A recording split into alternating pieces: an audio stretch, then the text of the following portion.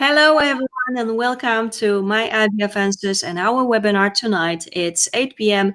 UK time, of course, and we are back with yet another very interesting and I would say a very popular topic that we have tonight. And of course, we do have another amazing presenter with us. This is Dr. Daniel Bodri. Hello, Dr. Daniel. How are you feeling tonight?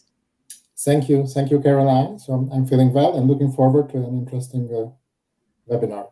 Yes, we are definitely looking forward to it. As I mentioned, as you can see already, I mean, the topic is quality over quantity. So we will discuss single embryo transfer and, of course, success rates. And those are the topics that bring lots and lots of questions for sure.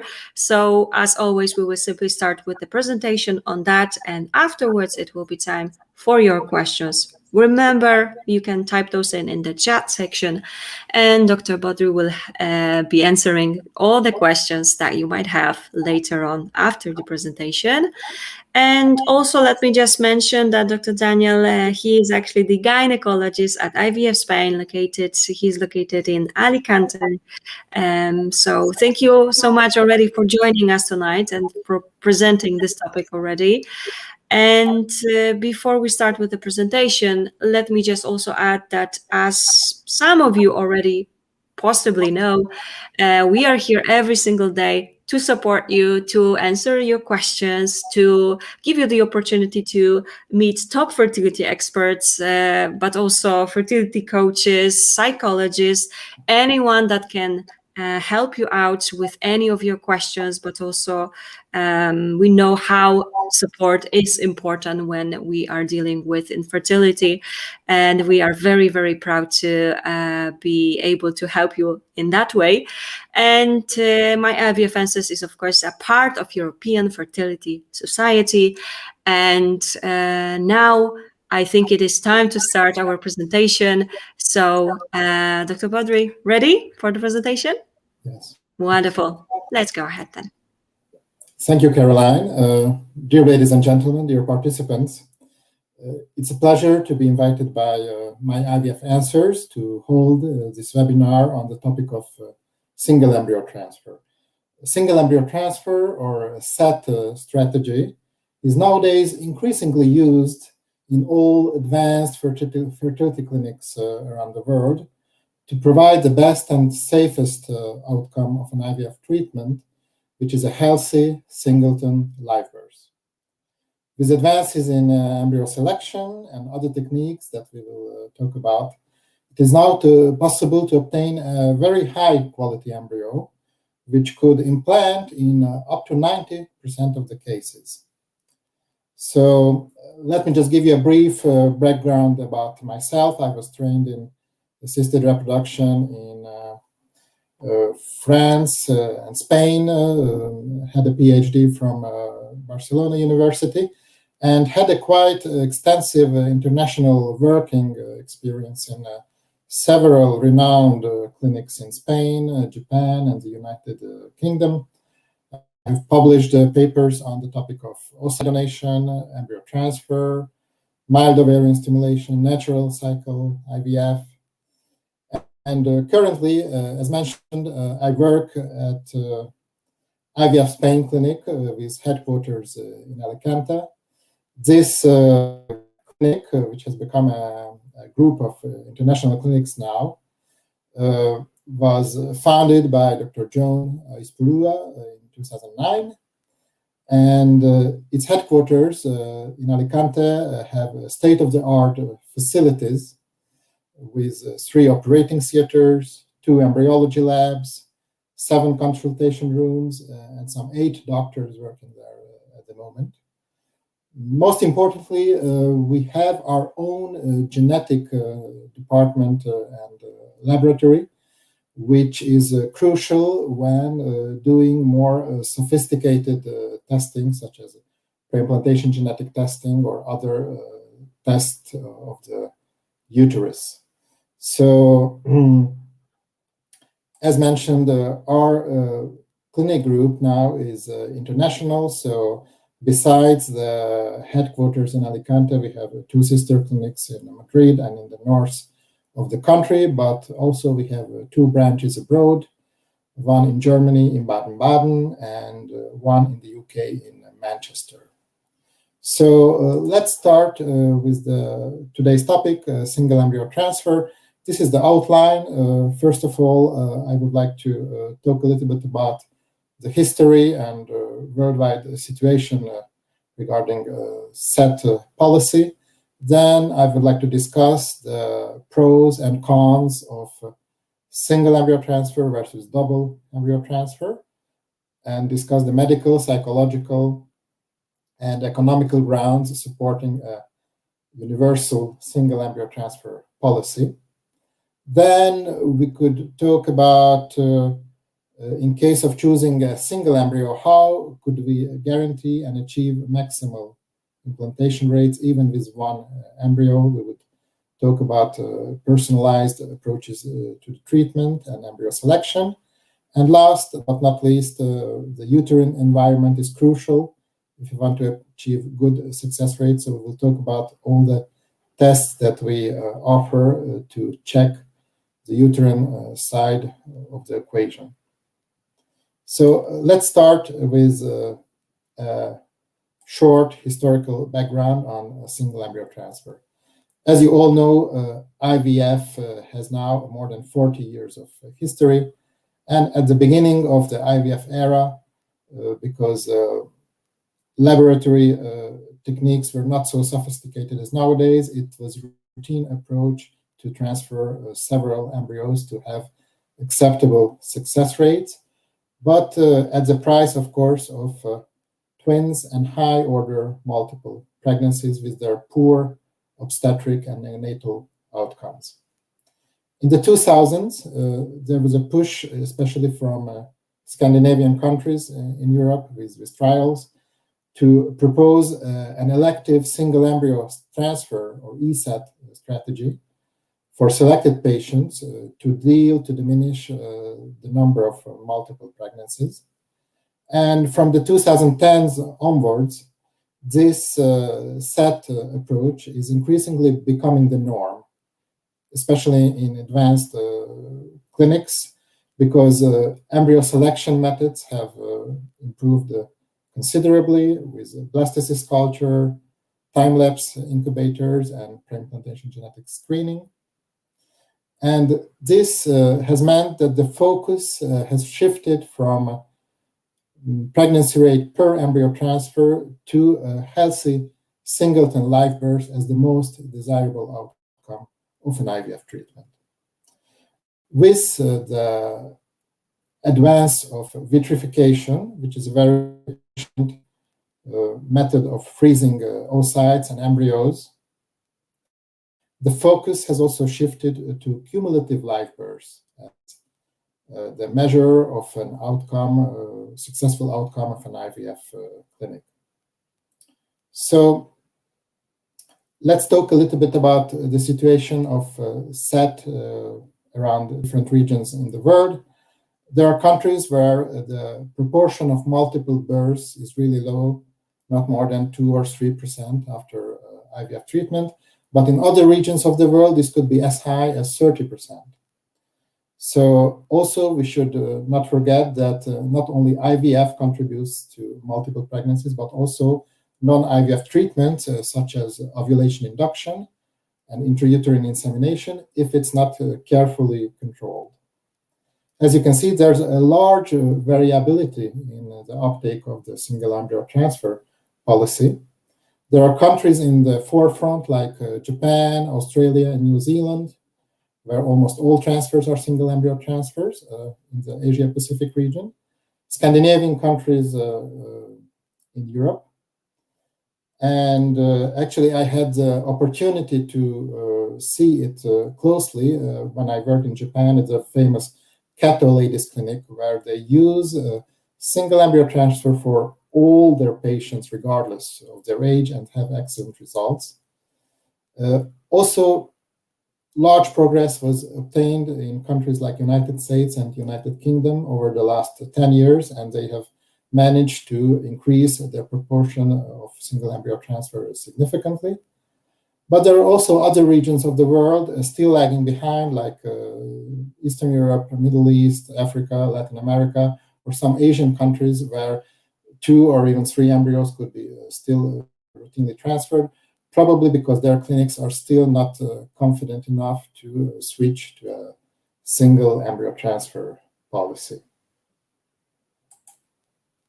So one example of such a successful campaign is One at a Time campaign in the UK, which was designed by the Human Fertilization and Embryology Authority, the government regulator.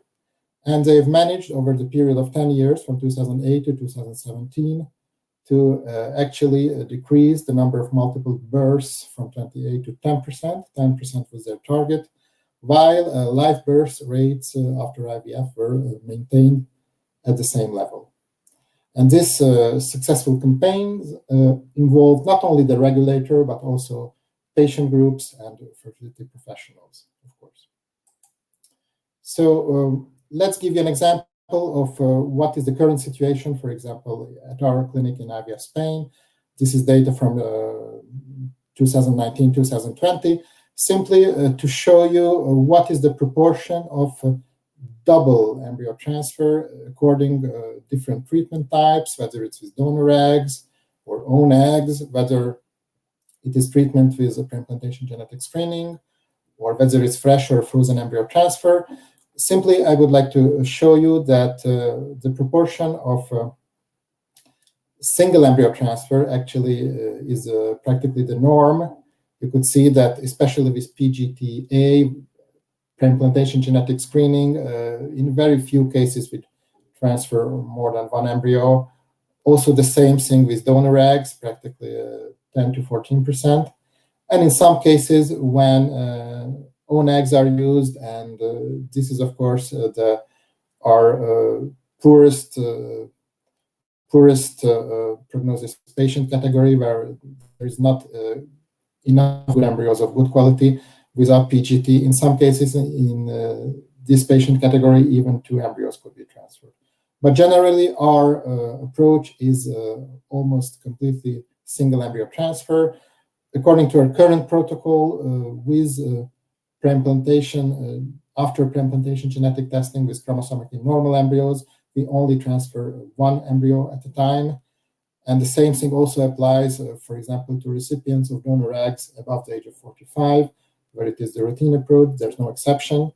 And of course, there are also medical grounds when single embryo transfer has to be the norm. So let's talk a little bit about the advantages and disadvantages of double embryo transfer versus single embryo transfer. There are numerous medical, psychological, economical grounds supporting the single embryo transfer policy. So if we talk about the medical side, of course, it's clear.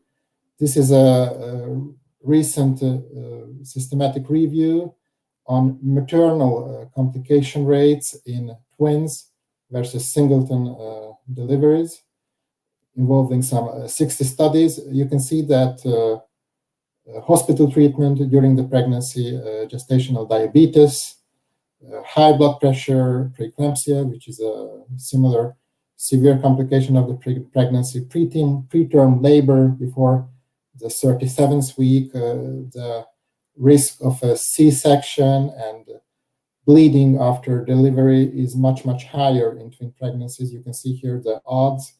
The numbers vary from 1.2 up to 6.3 times higher risk in twin pregnancies. So this is the maternal complication rate. And the same thing happens also with complication rates with babies. So this shows us that preterm births, less than 37 weeks, early preterm, less than 32 weeks, very early preterm, less than 28 weeks is very frequent. Consequently, a low birth rate happens more often, and also treatment in the neonatal intensive care unit is significant, and unfortunately there are also cases of perinatal mortality and stillbirth. You can see here the odds are quite high In twin pregnancies, these kind of complications happen between 1.1 to 10.6 times higher than in a singleton pregnancy. So all these are medical grounds in favor of transferring one embryo. But there are also other psychological, financial, and social reasons to prefer a singleton pregnancy. There was a study which has calculated the cost of upbringing of one twin child compared to one singleton child, and it was 3 times as high practically during the neonatal period and during the first year of life. Also, for obvious reasons, parenting pressure with twins is higher, so there's an increased risk of anxiety and depression for the mother. Also, increased marital dissatisfaction and a decrease in the quality of life for both parents. So one could ask, is there any advantage of at all performing a double embryo transfer, for example? Patients often ask, is there a higher chance of success by transferring 2 embryos? We could say that the answer is definitely no. There were well-designed studies from Scandinavia and elsewhere which demonstrated that transferring 1 fresh embryo and a successive frozen embryo has the same chance of cumulative success as transferring 2 fresh embryos at a time. Some could think that have 2 babies during one treatment in one go is a good outcome, or that a twin pregnancy is an ideal outcome or a lucky event. I don't think so.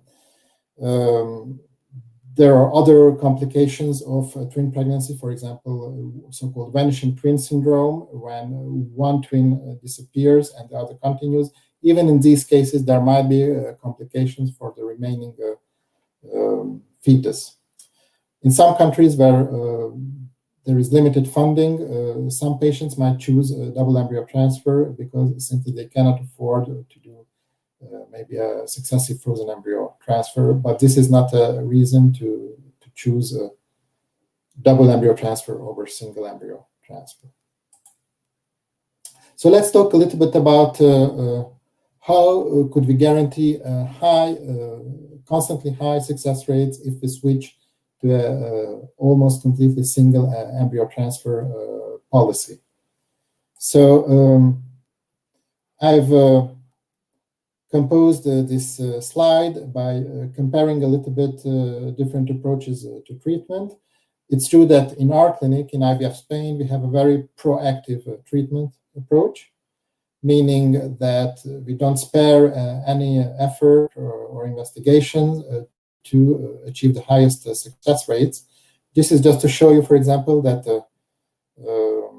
when I started to work some 17 years ago, often the approach, and this might be still the approach in some clinics around the world or even here in Europe, to do just one ovarian stimulation and then follow by a fresh double embryo transfer, transferring 2 embryos, usually at day 2-3 stage, and see what happens. Usually, depending on the patient's age, we could expect like a success rate of 15 to 40%.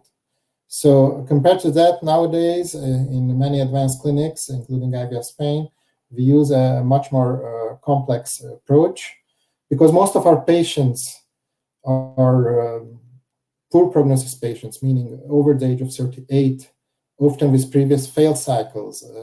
We have to do several stimulations using the so-called embryo banking strategy to obtain a good amount of eggs and embryos. Embryos are cultured routinely until the blastocyst stage with sophisticated time-lapse incubators. We use in our clinic practically more than half of the cases pre-implantation genetic testing for the embryos, and this needs also an efficient freezing method, which is the vitrification now. Also, if we have obtained a chromosomically normal genetic embryo, it's important to thoroughly test the uterus and correct any kind of issue to optimize the uterine environment. Embryo transfer has to be done in a flawless way because often we only have one chromosomically normal embryo in a more advanced age patient, and it's important to do the best technique. And if we have, for example, a positive pregnancy rate, still we should accompany the pregnancy during the first 3 months, sometimes with adjuvant therapy, to ensure sustained implantation. So with this kind of approach, per embryo transfer, we could expect much higher success rates. So let's talk a little bit about our ovarian stimulation approach.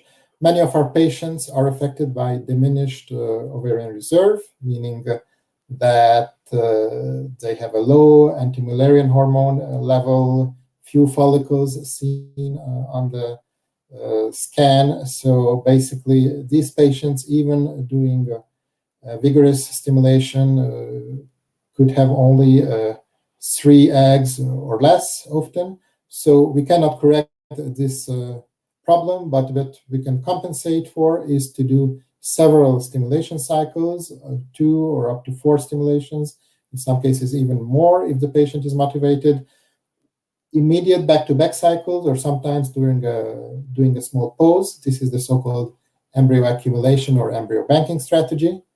And if our goal is to obtain 4 to 6 blastocysts, day 5, 6 embryos, and submit them to genetic testing. If we obtain such a chromosomically normal, genetically tested embryo, then if we implant this embryo, then success rates are not affected basically by female age. And if there's no significant uterine problem, then we could expect success in 80 to 90% of the cases. So this is what we call like staying young, compensating for advanced maternal age by doing this kind of more complex strategy. So I've mentioned that it's possible to do this so-called double stimulation approach, meaning that these kind of back-to-back cycles can be done after very short pause, basically only 2 or 3 days too. This is a new approach when after doing one stimulation that could last 11, 12, 13 days, 2, 3 days afterwards, there's immediately another stimulation. There are new follicles that could be punctured, and there are 2 egg collections. Eggs and embryos from each cycle are submitted to pre-implantation genetic testing, and the resulting embryos are transferred later after they are frozen. So this approach is very good for low responder patients who produce few eggs, because with this approach, during a period of 1 month, it is possible to obtain twice as many eggs as just from one stimulation. What happens, for example, which happened to a lot of with a lot of patients, that after several stimulation cycles, several months of effort of doing ovarian stimulation and egg collections and pre-implantation genetic testing, we have, for example, a chromosomically normal embryo. Sometimes, for example, in a patient who's 42, 43, 44 years old, there's only one such chromosomically tested embryo, and it's absolutely important to do the embryo transfer, the implantation of the embryo with the best method available.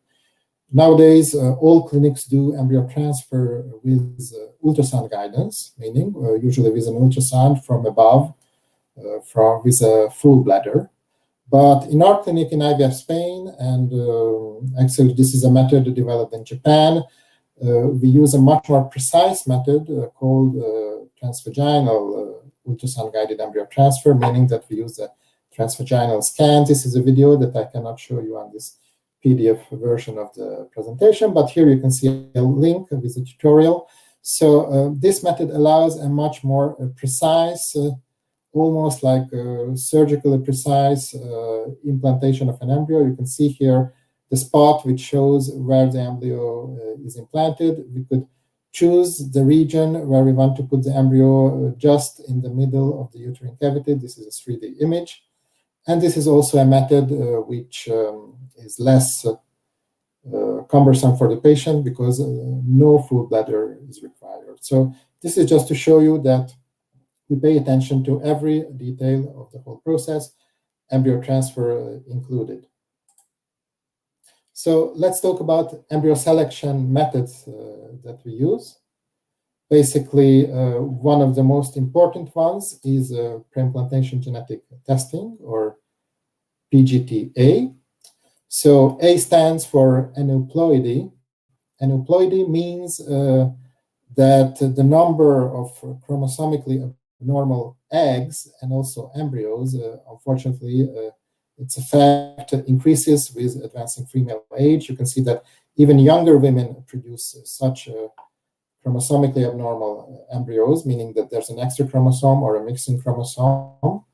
But from the age of 35, this rate increases dramatically. So after the age of 40, it's very difficult to find a chromosomically normal egg or an embryo. So what we can do is test the blastocyst. So this graph shows us the possibility of obtaining a chromosomically normal embryo. This is a large study that gives us an idea what is the proportion of chromosomically normal blastocysts, day 5 or 6 embryos, depending on female age. You could see, for example, most of our patients are 38 or older. So in this age category, practically this proportion of normal embryos could vary from maximum 30% to less than 10%. So that's why it is important to accumulate several blastocysts and analyze them at once, what we do in our clinic. So how the PGT testing is done, pre-implantation genetic testing, we do routinely, also in not PGT-A cases, blastocyst culture, meaning that the embryos are always cultured until the more advanced stage, until day 5 and 6.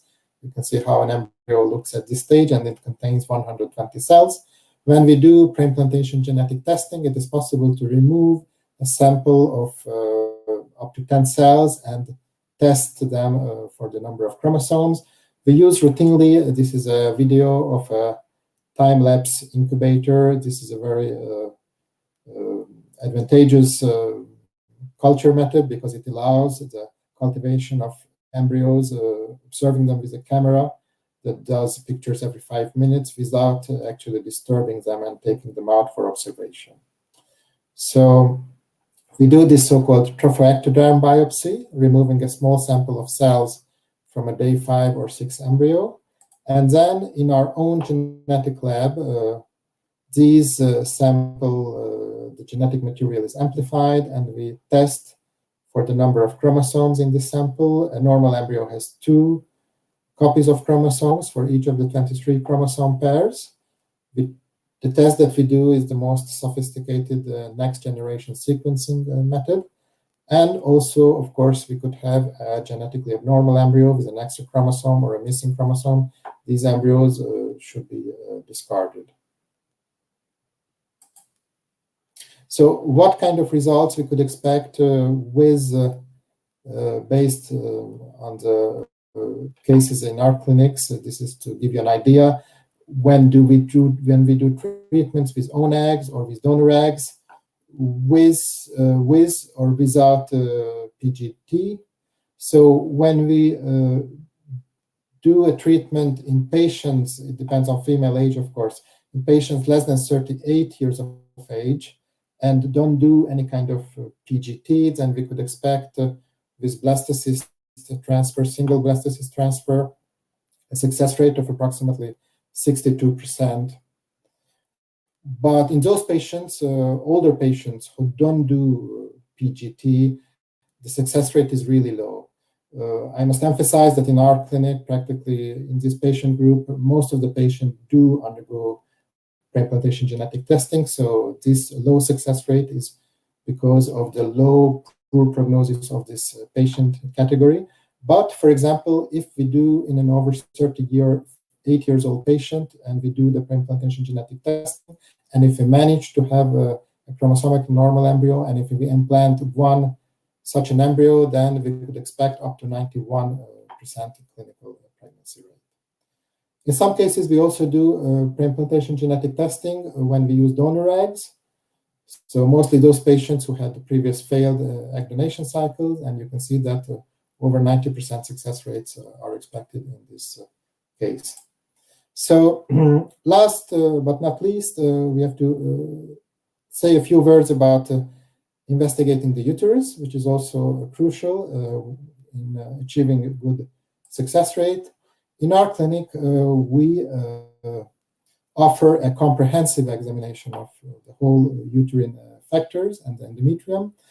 This involves 3D ultrasound scanning, office hysteroscopy, measurement of the uterine contraction. This is a video that I cannot show you at the moment. And most of all, so-called endometrial biopsy. A small sample of an endometrial lining is taken after in a patient who is undergoing a so-called mock cycle, a 3-week preparation of her lining. And the patient only has to come once to the clinic for a quick examination where all these tests could be done during a 2-hour period, maybe, without any anesthesia as an ambulatory intervention. And after 2-3 weeks, we would have all the result of this testing. So ultrasound, 3D ultrasound, is something very important in the current modern fertility workup. We use it routinely. We could see fibroids, polyps, uterine malformations. We could do a hysterosonography, which is introducing a small amount of liquid inside the uterine cavity to test for anatomical abnormalities. And as mentioned, we also use this kind of 3D method for the embryo transfer procedure itself. We could do very easily office hysteroscopy with this kind of simple method. Office hysteroscopy is a minimally invasive intervention that could be done in 3-4 minutes, checking the inside of the uterine cavity. It is almost painless, no anesthesia is required, and the patient can follow the whole procedure and can see the inside of her uterus on the screen. If we discover some kind of pathology, polyps or fibroids or adhesions, then we refer the patient to an operative hysteroscopy with anesthesia. And most of all, from an endometrial biopsy, so from a small sample of the uterine tissue, we attach a particular importance to this test, the endometrial receptivity assay, which was developed in recent years. And this test, which is called ERMAP, was developed by our own genetic laboratory. And this is a very precise test of gene expression for those genes that are responsible for the implantation of an embryo. Practically, we could determine very precisely from the sample that is taken whether the lining is suitable to receive an embryo, whether the implantation window is open or not. Usually, the implantation window is thought to occur on day 5 of the progesterone intake, but our studies and other studies have shown that this implantation window can vary widely between day 4 and 8. So with this test, we can really diagnose whether the patient has a shifted window or a normal window. We see in our cases, in up to 30% of the cases, that the window has shifted, and we have to implant the embryo in a personalized manner, meaning 1 or sometimes 2 days earlier or later than expected. If this correction is not done, then even a genetically tested embryo, the chances of implantation are very low, or if there's an implantation, usually the pregnancy is lost during the first few weeks. So what other tests could we do? We also have developed a sophisticated immune testing approach, which is called IMAP. The same sample that is used for the endometrial receptivity testing, we could also check several immune cells, natural killer, T helper cells, B lymphocytes, and analyze whether there are any immune reasons for example, in those patients who have had repeated implantation failures or recurrent miscarriages, especially biochemical pregnancies or early miscarriages. This test, if there's any alterations, helps us to determine the most suitable form of immune therapy, which could correct all these problems of early pregnancy loss during the first 3 months. So with this, I would like to close the presentation part of this webinar. Thank you very much for your attention. And I will give back refer back to Caroline, who can help us with the questions. I will try to answer them. Excellent. Thank you so much indeed for this amazing presentation. Lots and lots of details. Amazing for sure. Lots of information, but now you have time to ask, okay? If you would like to ask anything, now it is your time. Go ahead and do it. Dr. Daniel, thank you so much. And as you can see, plenty of questions are coming in right here. Let's have a look at the very first one, okay? What is the smear test import? Before embryo transfer, will it affect embryo implanting if I don't have it? Well, a smear test or cervical smear test, of course, it's a screening test to test that there's no cancerous or precancerous cells in the uterine cervix. So it might not be directly related to the embryo implantation, but it's simply a good practice to have a recent smear test before contemplating fertility treatment, or in case of contemplating a pregnancy. If it's successful, then of course one has to know whether is there any alteration of the smear or not. Of course, there are different countries. In Spain, for example, in many European countries, the smear is done yearly. In the UK, it is done every 3 years. So at least within the regulation of one's own country, it is a good idea to have a recent smear test done. All right, thank you so much. And Anna has also added one more question to this. What if smear comes back not normal? Will IVF embryo transfer have to be delayed? Well, usually, again, it depends like what kind of alteration was seen. Usually, it could be related to a local infection, so this could be treated.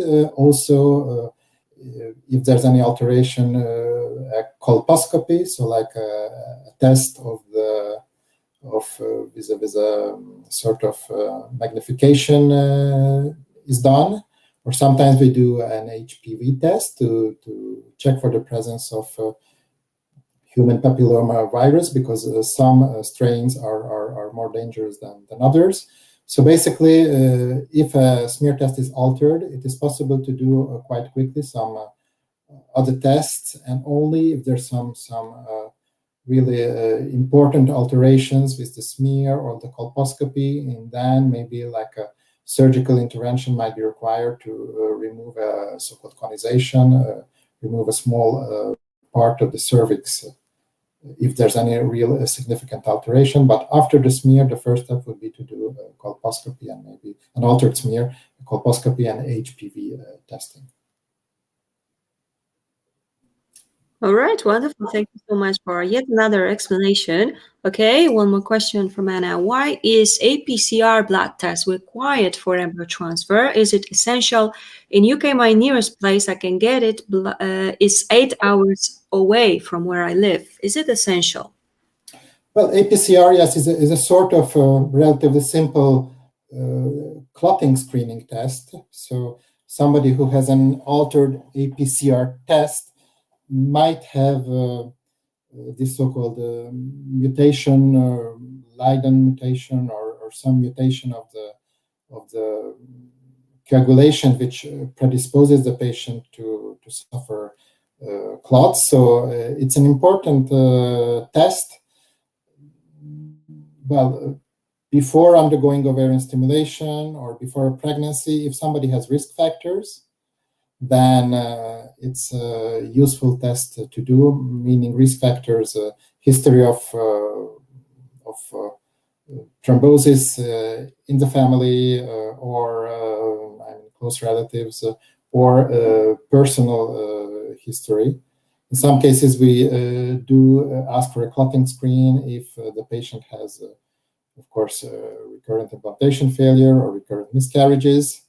So if in the UK it's difficult to do, for example, for those patients who come to our clinic, we could simply do it here.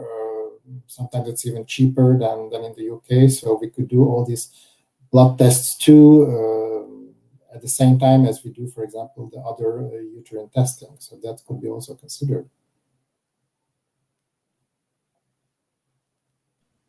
And once again, thank you so much for that advice indeed as well. And Babel has added one more question. Can you define what a flawless It's a very, very good question. Yes. I mean, flawless embryo transfer. I'm quite passionate about the embryo transfer because, I have done thousands of them. And I think it's something like more like an art, doing like a good quality embryo transfer. Of course, one has to be supported by an excellent laboratory, and it's always a teamwork. So meaning if we don't have, for example, an excellent quality embryo or a chromosomically tested embryo, then even the best embryo transfer technique will not be successful. For example, here in several clinics over my life, and always was monitoring. It's part of the quality assurance to monitor each doctor's embryo transfer rates. There are differences, possible differences between operators. It has been described in the literature. So, for example, with this kind of method that I've explained, it's a particular method which is not practiced so much in all clinics, but any good embryo transfer, particularly this method, with a good quality embryo, could achieve very high success rates, like close to between 70 to 90% in some cases.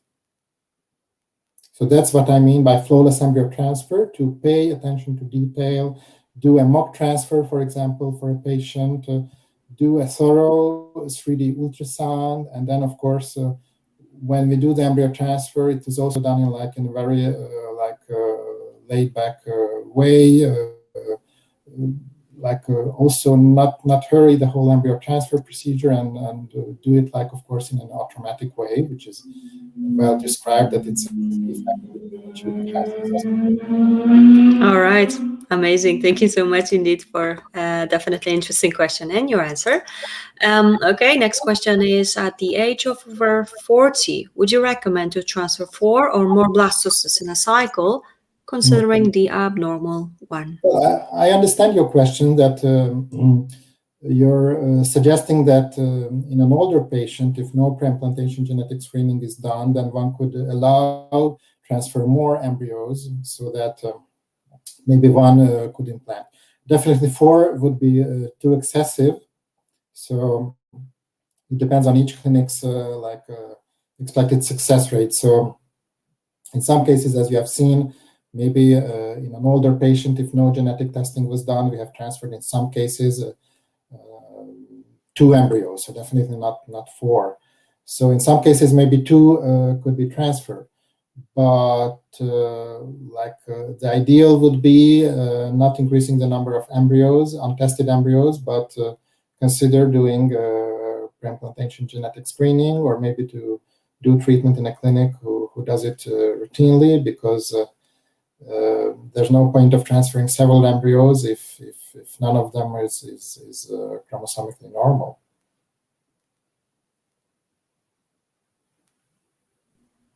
Wonderful, thank you. And what alternatives do we have if the country do not allow genetic testing of embryos? Yes, of course, it's a tricky question. One alternative, of course, obviously, is to become a cross-border reproductive care patient, and then we have many patients indeed who come to us to do maybe a last attempt using pre-implantation genetic screening.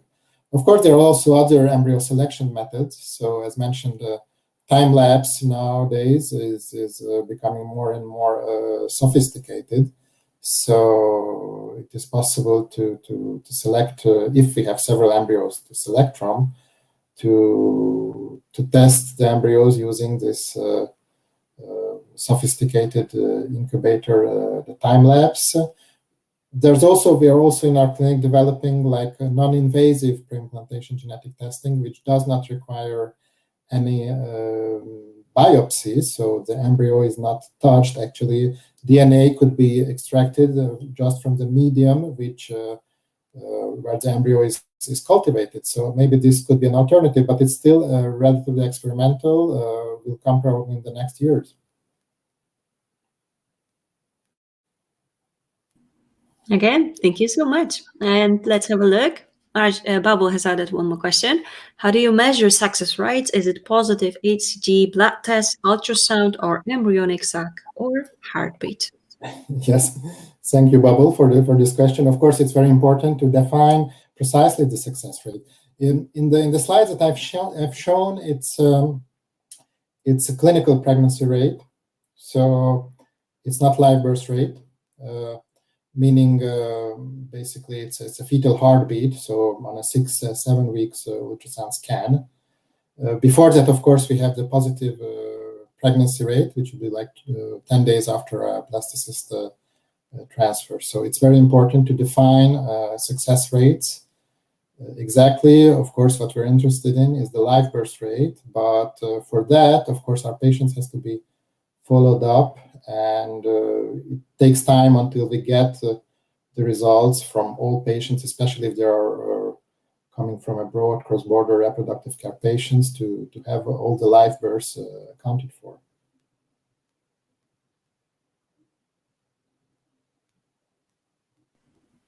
Okay, and let's have a look. Margie has added one more question. Can you tell us about the Japan method of transferring more embryos? It seems promising. Why is it not widely used? Well, I mean, this Japanese method, I observed it myself in Japan, and when I came back to Spain, I've also did randomized clinical trials with this method. So it's a very interesting method. Anybody can do it who's familiar with transvaginal ultrasound method. So why is it not widely used? Probably because some doctors might be resistant to or reluctant to change their method that they feel comfortable with. It's true that embryo transfer is a very personal, subjective method. Everybody has one's own method. One has to feel comfortable. So switching, even like changing a small part of the whole process, sometimes could feel daunting. So especially if you change from abdominal ultrasound to a transvaginal ultrasound. At this link, what I've mentioned, you could see a whole tutorial about it. So I would be happy to show it to other colleagues. And the idea that if it's done in more centers, then this could be very helpful to increase the success rates potentially, or even for the patient to observe more precisely the area of implantation and seeing actually the embryo being implanted in a very precise way. And sounds interesting. Thank you so much for that explanation as well. All right, there are now questions about after embryo transfer. First one, would you recommend to stay in bed rest for a while after embryo transfer? In our clinic, for example, patients stay just remain in their well, it's not a bed, it's sort of a reclining chair that we use the embryo transfer with. So 20 minutes only. So basically afterwards they could go to their hotel, they could go home, they could lead a normal lifestyle. In the literature, there are studies that have looked at this question of bed rest, and they have found that it's actually even not beneficial to contemplate like a long bed rest after the embryo transfer. So like normal lifestyle without avoiding any strenuous physical exercise is okay. Wonderful. Thank you for the clarification. And the one more, is it okay to fly after embryo transfer? Does it affect implantation? There's no exact studies, of course. With our experience, most of our patients are cross-border reproductive care patients. So usually we recommend them to take a flight on the next day. But we still have some patients who, for logistical reasons, fly on the same day of the embryo transfer. And we didn't observe any kind of deleterious effect. So definitely, if they could manage to fly on the next day, it's okay. If there's no reason probably to stay very long after the embryo transfer, unless the patients want to have a little bit of vacation afterwards or just to chill out. But we don't have any evidence that shows that like immediate flying would be very deleterious. Although, as a precaution, probably flying from the next day is a sensible choice. All right. Again, thank you so much for that. There are like 2 questions left. We will be slowly finishing. If you haven't asked yet, go ahead and do it. And the question is, so any advice to help implantation? Any food types, acupuncture? We do offer acupuncture, for example, at our clinic, before the embryo transfer and after the embryo transfer. We have like an acupuncturer who has experience with treating fertility patients. The literature is a little bit,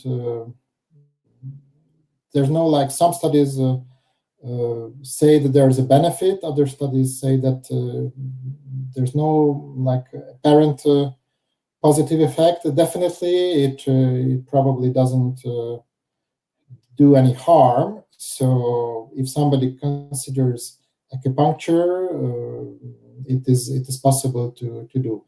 Food types, well, like a healthy lifestyle and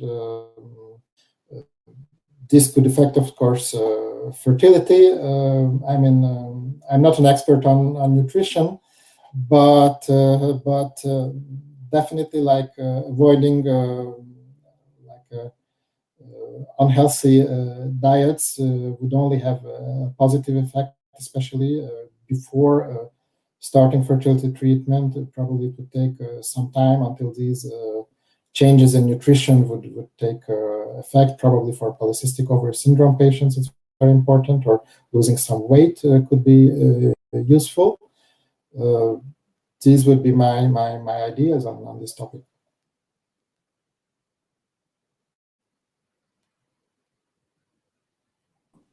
All right, again, thank you so much. Okay, next question we have from Jessica.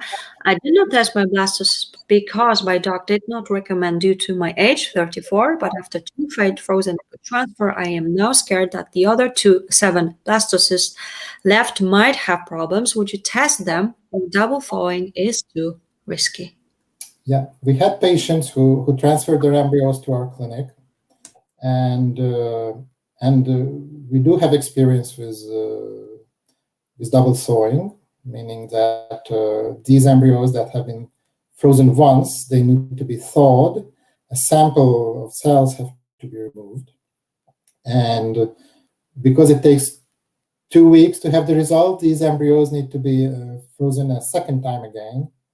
So, vitrification now is quite efficient. So even if embryos are thawed for some reason twice, this doesn't seem to affect. So it's a good thing that you have 7 blastocysts left. So at some point after 2 failed cycles, it's not unreasonable to consider pre-implantation genetic testing, even if you have to transfer to your embryos to a clinic where they can be tested. So tomorrow we will have another webinar with our embryologist, and I advise you maybe to ask the same question to our embryologist, who can give you an even more precise answer. But I would definitely recommend to consider it.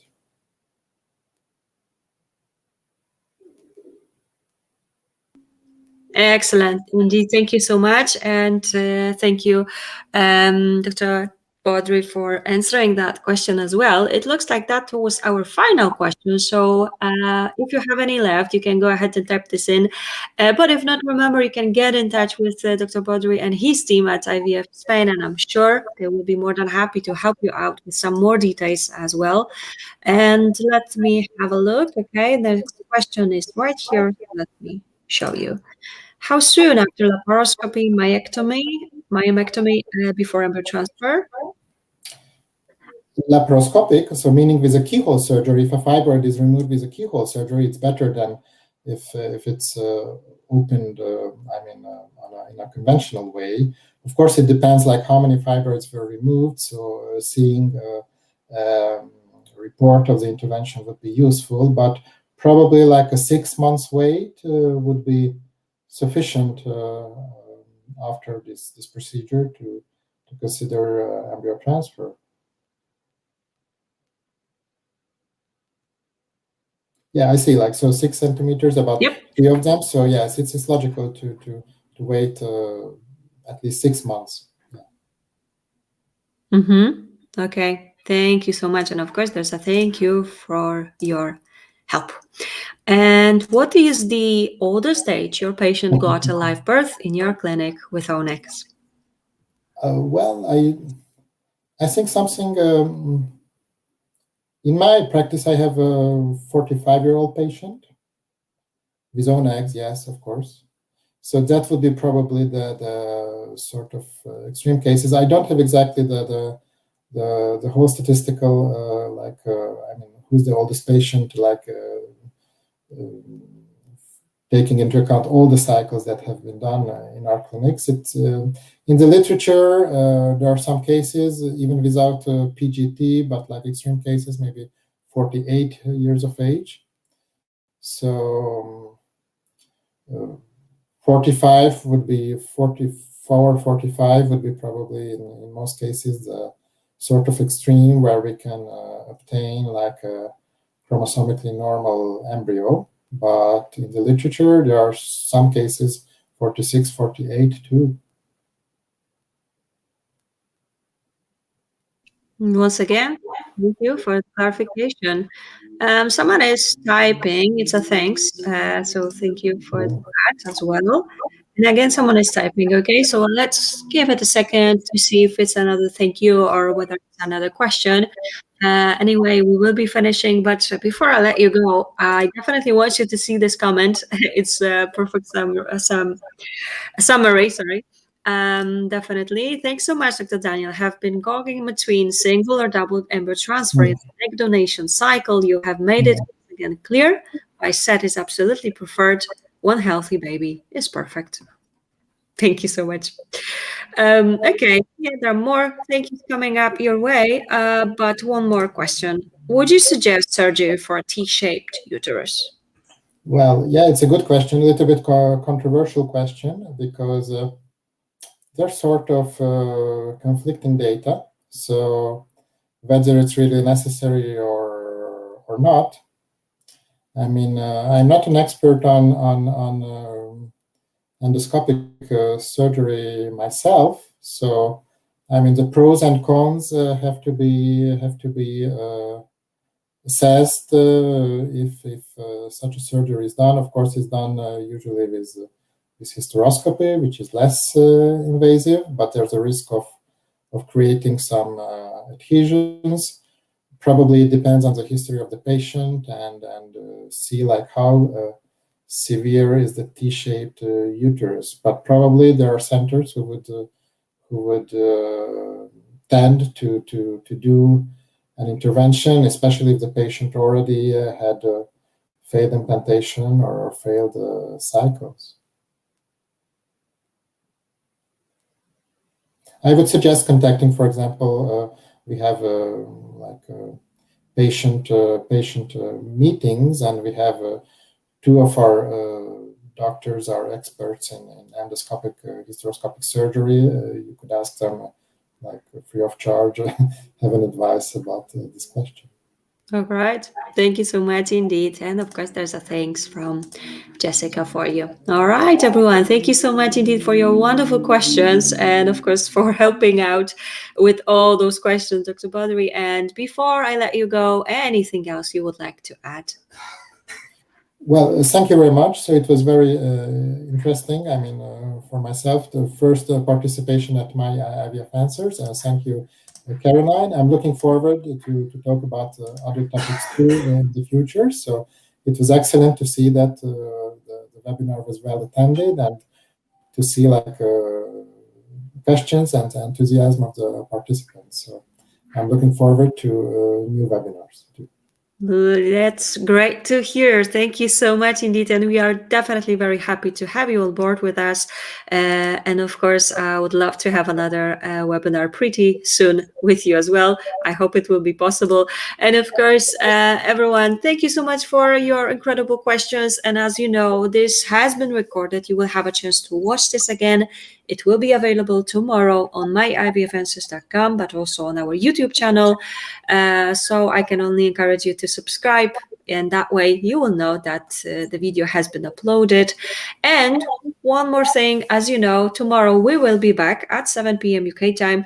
As Dr. Daniel already mentioned, Ana Garcia, she's the embryologist, and she'll be here with us, and she will talk about selecting embryos for embryo transfer. So I guess this is something that also will be interesting for you. So I just hope to see you all here tomorrow as well. Thank you so much, everyone. Take care. Have a lovely evening, everyone. Dr. Daniel, a pleasure. Take care. Bye.